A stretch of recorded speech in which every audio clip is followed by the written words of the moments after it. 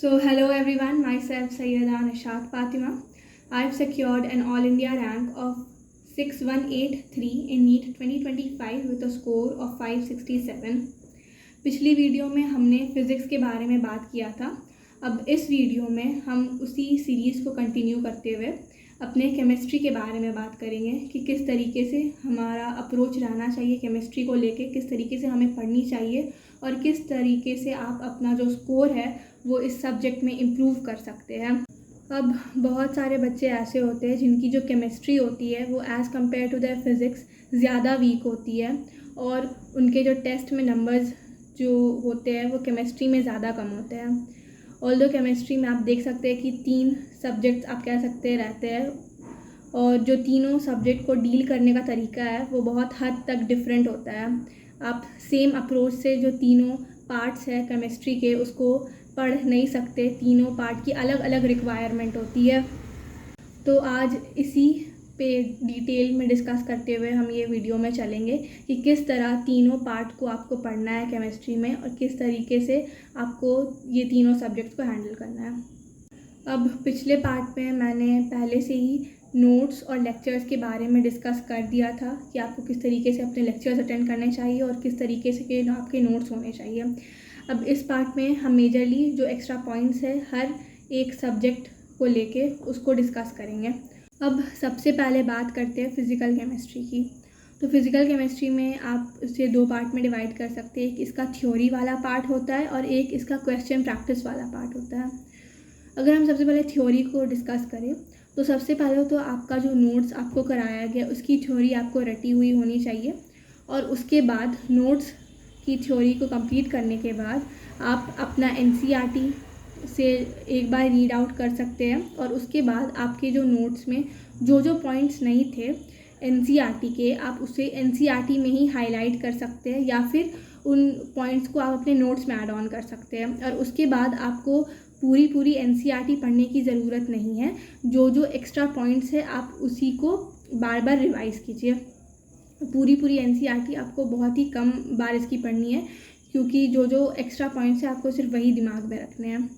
और अगर इसके क्वेश्चन प्रैक्टिस वाली टॉपिक की बात की जाए तो ये बहुत ज़्यादा इम्पॉर्टेंट हो जाता है इस सब्जेक्ट के लिए क्योंकि ये ऑलमोस्ट सेम होता है आपका फ़िज़िक्स से।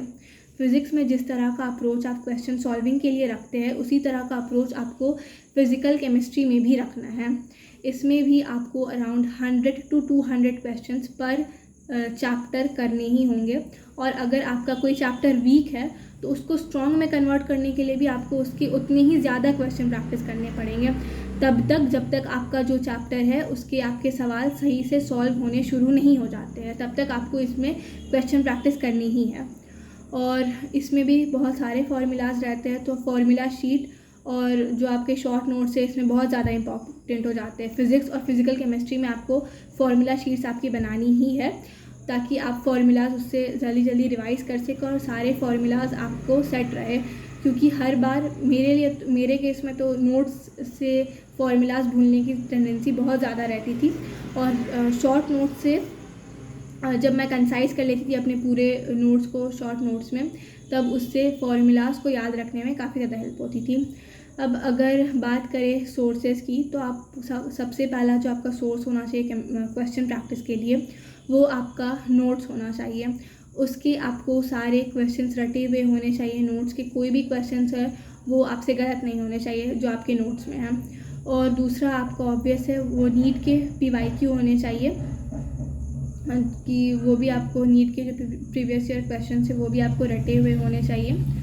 उसके बाद जो मैंने किया था मैंने जेईई मेंस के PYQ अटेम्प्ट किए थे वो भी आपको करना ही चाहिए क्योंकि 2025 का जैसा पेपर था जो कि बहुत ज़्यादा हार्ड आ गया था तो आपका अगर प्रैक्टिस थोड़े टफ़ लेवल का क्वेश्चंस का रहेगा तो आप उसको इजीली टैकल कर सकते हैं। तो मैंने जेईई मेंस के भी बहुत सारे PYQ किए थे और उसके बाद जो मेरा जो मेन सोर्स रहता था क्वेश्चन प्रैक्टिस के लिए जहाँ से मैं बहुत सारे क्वेश्चन प्रैक्टिस किया करती थी वो था मेरा टारगेट बैच या फिर आप अभ्यास बैच भी ले सकते हैं, दोनों मैंने लिया हुआ था। ज़्यादातर मैंने टारगेट बैच के जो क्वेश्चन थे वो प्रैक्टिस किए थे। उसके क्वेश्चंस मैं ऑलरेडी डिस्कस कर चुकी हूँ कि कितने अच्छे हुआ करते थे और उसके बाद मैं NCERT एग्जाम्पलर भी किया करती थी।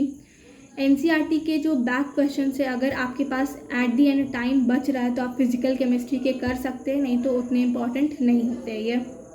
तो अब आते हैं ऑर्गेनिक केमिस्ट्री के बारे में। तो organic chemistry is all about practice and revision.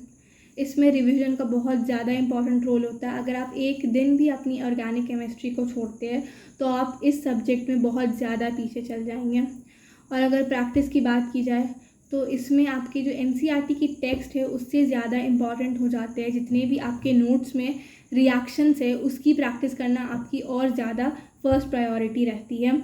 अगर आपको सारे रिएक्शंस की, अब जैसे भी आप उसको याद कीजिए, आपकी इतनी प्रैक्टिस होनी चाहिए उनको लेके कि आप एट दी एंड एक पेज में उस चैप्टर के जितने भी रिएक्शंस हैं सब को लिख सके। बस इतनी प्रैक्टिस आपकी होनी चाहिए। और अगर आगे इसके क्वेश्चन प्रैक्टिस की बात की जाए तो आप कोई भी सोर्स इसका यूज़ कर सकते हैं क्वेश्चन प्रैक्टिस के लिए। बस इसमें यह है कि आप कहीं से भी क्वेश्चन प्रैक्टिस, भले ही आपके पास क्वेश्चंस लिमिटेड हो, लेकिन वो क्वेश्चंस को आपको बार बार प्रैक्टिस करना है।